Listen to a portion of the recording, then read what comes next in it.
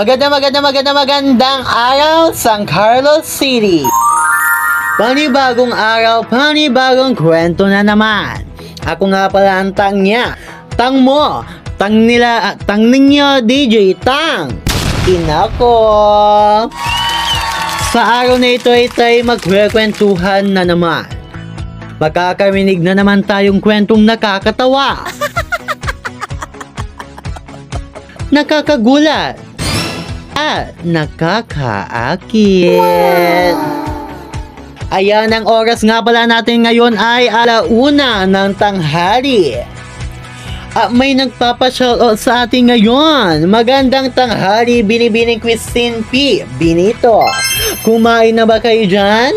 Dahil kung hindi, magpapadala ako. Ayan, may nag-send na ng story nga. Pero bago natin basahin ang kwento niya, pakinggan muna natin ang theme song ng 1.69 FM. Sama-sama na, halina't sumama ka. Halika na rito, wag ka na magpahuli pa. Dito lang ako, dito sa radyo ko. Dahil more talaga rito sa aking paborito. Anong man tema, sama na si tita, halika na rito. Pati na si tito, you're so fine. Radio D to sa 1.69. Tawagan na sila, work na daw ang pamilya. Tayo'y magkwentuhan, iyakan o tawanan. Ang panaradyo tayo, ang kwentong mo'y tiyak na panalo. Dala ang panaradyo tayo, ang kwento ng bawat Pilipino. The story that will make you blow, one thing that I know. This story we will make it shine. Of course, it is Radio 1.69. May mga tamang tao talagang darating sa ating buhay. Ngunit kung kailang subot na marami ng pinagdaanan, ay siya naman pagkaiksena ng tadhana sa ating mga kapalaran. Dear DJ Inako, ang pagmamahal ay lalong tumatagal sa oras na kayo ay marami nang nalagpasang pagsubok sa buhay. Yan ang isa sa mga tumatag sa aking isipan noong nakilala ko ang aking boyfriend. Ako nga po pala si Lorenzo, 35 taong gulang. Gusto ko lang pong ibahagi ang isang kwento nagpaikot-ikot sa akin ng maraming taon. Kwento ng pagmamahalan namin ng isang lalaki na kung saan ay aking nakilala sa isang dating app. Si Miguel, tubong probinsya na noon ay nasa 25 anyos nung aking makilala. Hindi ko akalain na sa pamamagitan ng isang dating app, makakikilala ko ng isang taong magkakaroon ng espesyal na puwang sa puso ko. Kami ay naging magnobyo at sinagot ko siya sa ilang mga buwan nang lumipas. Dahil sa kagustuhan na makita ko siya, hindi na ako nagdalawang isip na magsabi sa kanya upang kami ay magkita. Hi Miguel, kamusta ang araw mo? Busy ka ba? Eto, mabuti naman. Medyo abala lang sa trabaho. Matagal-tagal na rin tayong nag-uusap. Napag-isip-isip ko, gusto ko sanang ayain kang lumabas, makipagkita sa'yo. Yun na may kung okay lang naman sa'yo. Oh, sure. Gusto ko yan. Matagal ko na rin pinaplano to at sana masurpresa kita. Ako na ang luluwas pa Maynila para makapagkita na tayo. Sige, that's perfect. I'm excited na.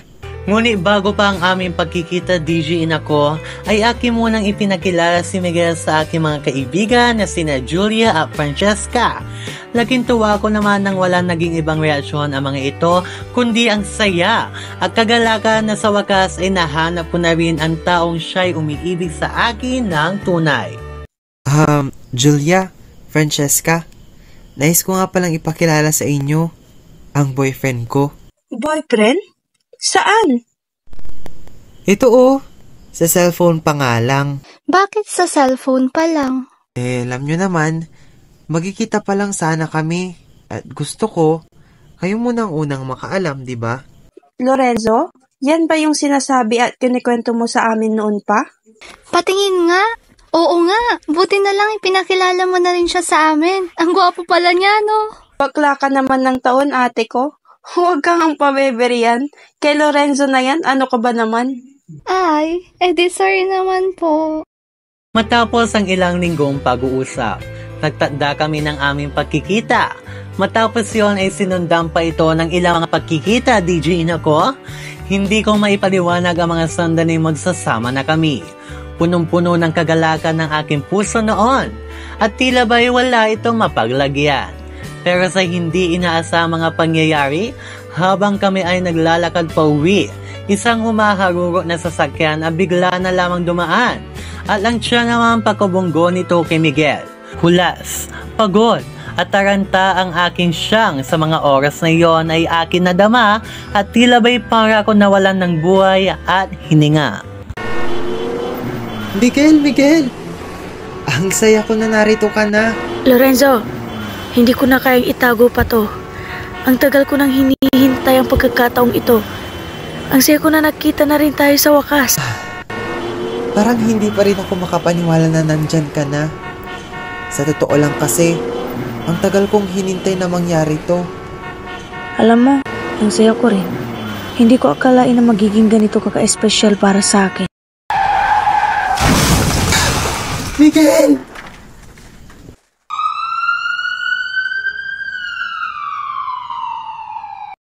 Lumipas ang mga araw at linggo. Naging maayos ang kalagayan ni Miguel. At sa paglipas ng panahon ay siya naman pagaling niya, DJ Inako. Bumalik ang sigla at saya ng aming relasyon.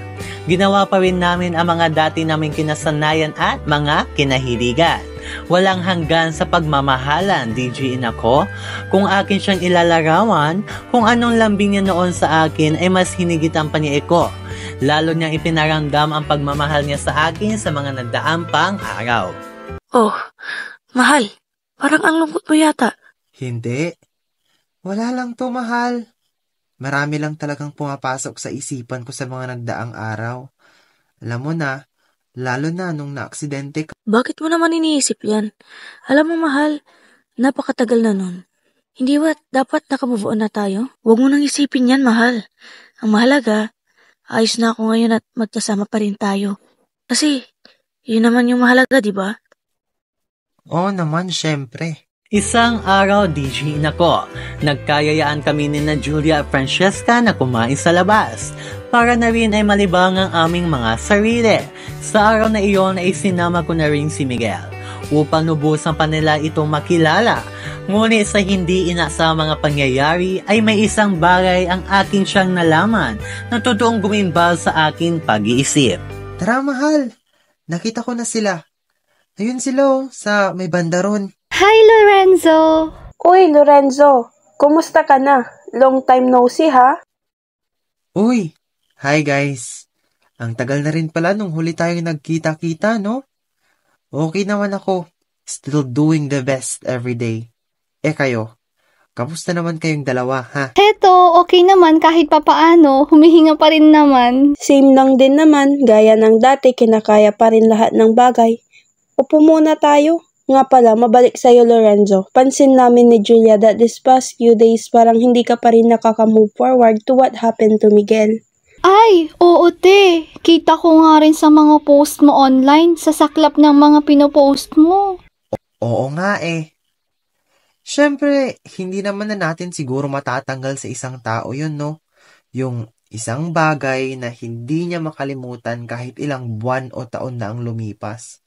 Pero, kahit ganun pa man, at least we're trying the best to make everything out. Di ba, mahal? Tsaka wait. Mahal? Sinong mahal? Mahal? Si Miguel. Hindi ko nga pala nasabi sa inyo na isasama ko siya para na... Miguel? Oo. Itong boyfriend ko, oh. Kayo naman parang hindi nyo naman siya kilala, oh. Hoy, te. Huwag ka namang nananakot. At bakit ko naman kayo tatakutin? Paanong hindi kami matatakot? Ang mahal at Miguel na sinasabi mo matagal nang patay? Are you having hallucination, Lorenzo? It's been 3 years. 3 years since nawala si Miguel due to car accident, right? Hindi mo ba naaalala? No. Hindi yan totoo. You're just fabricating things. Miguel is here. Miguel, he's here. He's just ready. Miguel? Miguel? Nasaan si Miguel? Ha? Wala ka namang kasamang Miguel, Lorenzo. No. Miguel's here. Miguel, nasan ka? Nandito lang naman siya kanina eh. Magkasama pa nga kaming dumating eh. DJ Inako, grief hallucination o mga guni-guni, dulot ng matinding pagdadalamhati, kung saan ang nagdadalamhati ay nakakakita o nakaririnig sa yumao bilang bahagi ng kanilang proseso ng pagdadalamhati.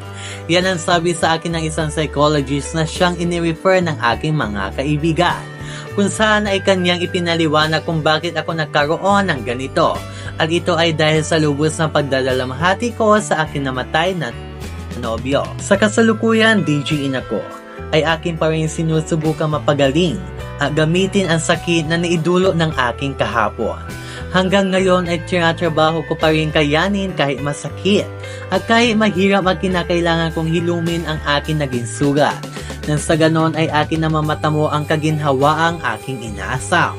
Hanggang dito na lamang ng aking kwento, DJ Inako. Naway marami kayo nakapulutang aral at ito ay mabigay sa inyo ng inspirasyon upang maging matatag at lagi subukang kayanin ang bawat multo ng kahapon. Ang bisa sa inyong kwento, Lorenzo.